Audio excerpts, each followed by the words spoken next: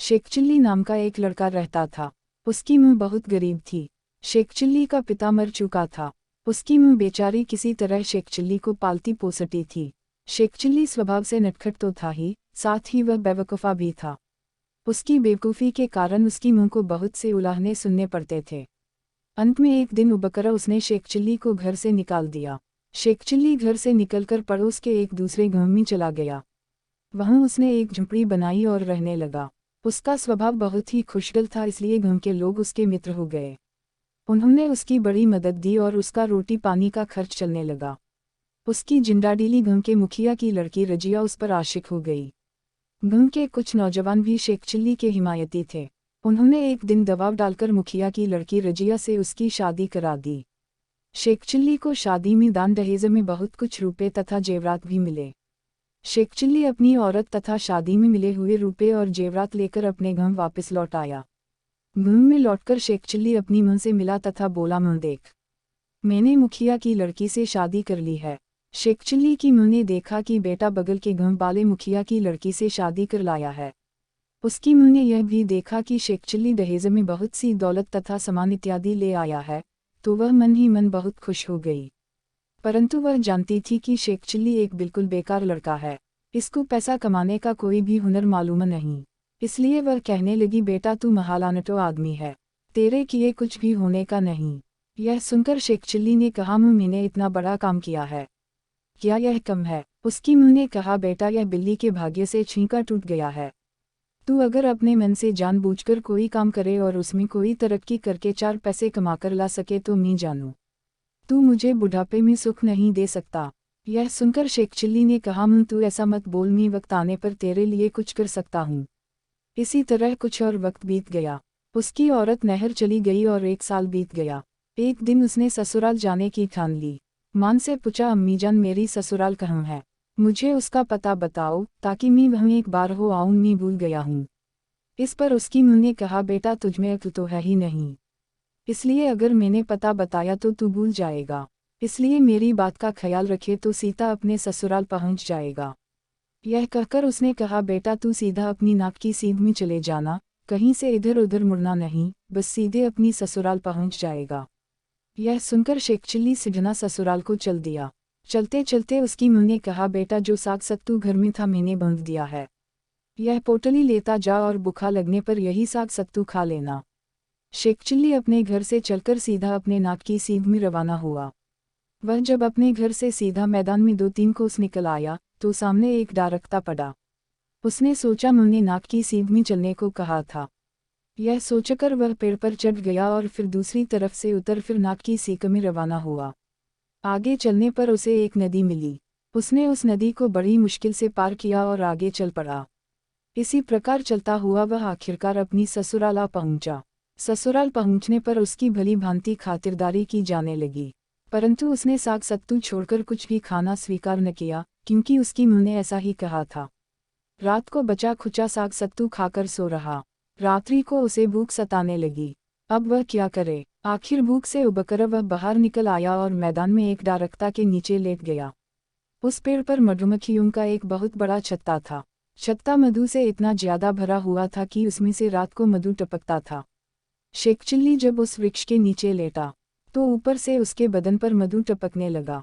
मधु की कुछ बूंदें उसके मुंह में टपकीं तो वह उसे चाटने लगा और बड़ा खुश हुआ। कुछ बूंदें उसके बदन पर भी टपकती रहीं और वह परेशान होकर इधर उधर करवटें बदलता रहा। शेख चिल्ली बेवकूफ़ा तो था ही, उसे इस बात का पता नहीं लग सका कि अजीर पेड़ पर से क्या चीज़ उसके बदन पर टपकती है। निदान लाचार होकर वह वहां से उठा और घर के भीतर घुसकर एक कोठरी में जाकर सो रहा। उस कोठरी के अंदर भुनी हुई रुई राखी हुई थी। शेख चिल्ली को नरम नरम रुई मिली तो उसी में आराम के साथ जाकर सो रहा।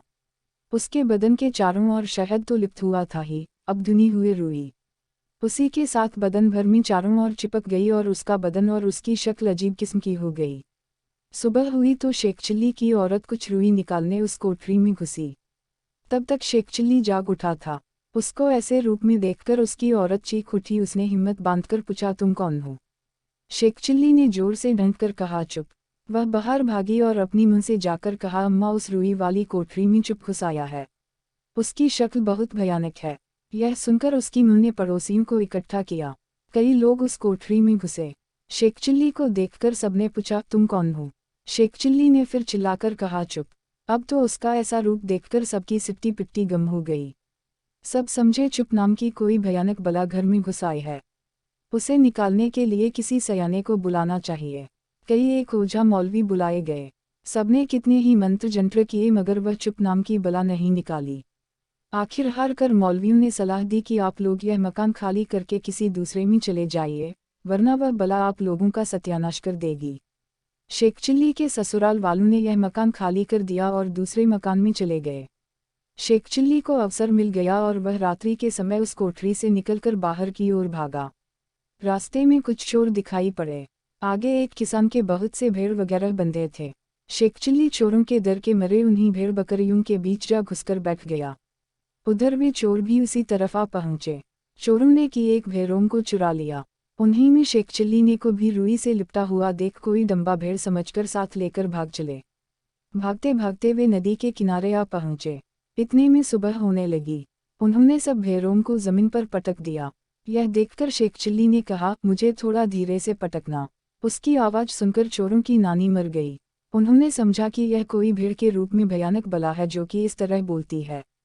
उन्होंने शेख चिल्ली को पानी में फेंक दिया और भाग चले। उधर पानी में शहद घुल जाने के कारण शेख चिल्ली के बदन पर चिपकी हुई रुई साफ हो गई। उसने बदन मल कर स्नान किया और सुबह होते ही ससुराल आया। दूसरे मकान में जाकर अपने ससुर को मिला और पूछा, आपने मकान क्यों छोड़ दिया? ससुर ने कहा, मेरे मकान में कोई चुप नाम की बला घुस गई है। शेख चिल्ली ने झूठ मूठ जाकर कोई मंत्र पढ़ दिया और फिर कहा वह बाला चली गई। आखिर सब लोग उसी मकान में चले आए। शेख चिल्ली की बड़ी खातिरदारी हुई। वह ससुराल में ही रहने लगा। एक दिन उसने ससुर से कहा, मैं कोई कारोबार करना चाहता हूँ, मुझे एक गाड़ी बनवा दीजिए। दिन में लकड़ियाँ कटूंगा और गाड़ी में लादकर बाजार में बकीऊंगा। ससुर ने एक बैलगाड़ी बनवा दी। सेक्सिली ने जंगल से लकड़ियाँ लाने के लिए बैलगाड़ी जोती। बैलगाड़ी लेकर वह चला तो कुछ आगे जाकर गाड़ी जंगल में कारकम की आवाज़ करने लगी। शेखसिली ने सोचा, यह मेरे कारोबार का पहला दिन है और यह गाड़ी साली उपशकुन कर रही है। आरे की मदद से गाड़ी को काटकर टुकड़े टुकड़े कर दिया तथा उसे वहीं फेंक कर आगे लकड़ी काटने चल दिया। शेख चिल्ली एक मोटा पेड़ देखकर उसी पर चढ़ गया। एक बहू ही मोती डाल पर जा बैठा और कुल्हाड़ी से काटकर जब थक गया तो आरा हाथ में उठाकर उसी से उसने उस डाल को काटना शुरू किया। इतने में एक आदमी नीचे गुजरा। उसने जब शेख चिल्ली को डाल काटते देखा तो ठहर गया। गौर से देखने पर उसको मालूम हुआ कि शेखसिल उसी डाल को डांट रहा था जिस पर कि वह बैठा हुआ है। उसने कहा, अरे मूर्ख, तू जिस डाल पर बैठा है उसी को काट रहा है। इस तरह तू डाल के साथ साथ खुद भी नीचे गिर जाएगा। शेख चिल्ली ने कहा, अरे जा मैं भला जमीन पर कैसे गिर सकता हूँ। वह आदमी वहीं ठहर गया। थोड़ी देर में डाल कट गई और डाल के साथ साथ शेख चिल्ली भी नीचे आ गिरा। तब शेख चिल्ली उसको कहने लगा, आप तो बहुत बड़े आदमी मालूम होते हैं, मुझे यह तो बताइए कि मैं कब मरूंगा। इस पर उस आदमी ने कहा, मैं यह सब नहीं जानता मगर शेख चिल्ली कहूँ छोड़ने वाला था। उसने उसका पीछा पकड़ लिया तो उसने छुड़ाने के लिए कहा, तू आज शाम को मर जाएगा। यह कहकर वह आदमी तो चला गया। अब शेख चिल्ली ने सोचा कि मुझे आज शाम को मर ही जाना है तो अच्छा है कि पहले से ही कब्र के अंदर लेट जाऊं ताकि मेरे मरने के बाद मेरे रिश्तेदारों को कब्र खोदानी न पड़े। ऐसा सोचकर वह उसी जंगल में एक गड्ढा खोदकर उसमें लेट रहा। उसी तरफ से एक आदमी जा रहा था। उसके पास एक मटका था। वह आवाज़ लगाता जा रहा था कि अगर कोई इस मटके को मेरे घर तक पहुंचा दे तो मैं उसे 2 पैसे दूंगा। यह सुनकर शेख चिल्ली झटपट कब्र के अंदर से उठकर खड़ा हुआ और कहने लगा, लाओ मैं तुम्हारा मटका ले चलता हूँ। यह सुनकर उस आदमी ने वह मटका शेख चिल्ली के हवाले किया। शेख चिल्ली उसे लेकर चल पड़ा। रास्ते में यह सोचता जा रहा था कि मुझे उसकी मजदूरी के 2 पैसे मिलेंगे। 2 पैसे का एक अंडा खरीदूंगा, उसे अंडे से मुर्गी पैदा होगी। उस एक मुर्गी से बहुत सी मुर्गियां पैदा होंगी। उन मुर्गियों को बेचकर एक बकरी खरीद लूंगा। बकरी से बहुत सी बकरियां होंगी। उन बकरियों को बेचकर एक गाय खरीदूंगा। उस गाय से बहुत सी गायें पैदा होंगी। उन्हें बेचकर घोड़ी से बहुत सी घोड़ियां पैदा होंगी। उन सबको बेचकर बहुत से रुपए मिलेंगे। तब मैं अपना मकान बनाऊंगा।